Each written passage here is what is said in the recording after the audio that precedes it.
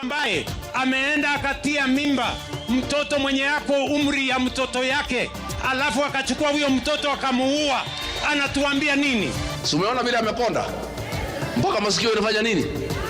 Na bado first of all, mimi sijui kwa nini unasumbuka vile nakula, kwa sababu mimi sikuli kwa bibi yako.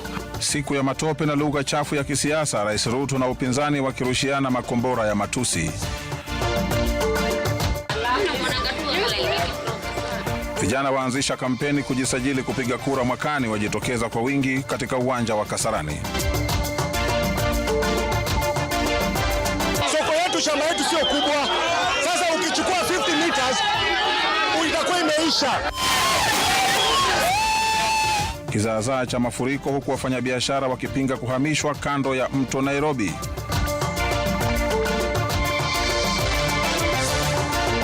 Na kwenye mwanamke bomba tunamwangazia mama dereva wa masafa marefu Josephine Nyokabi.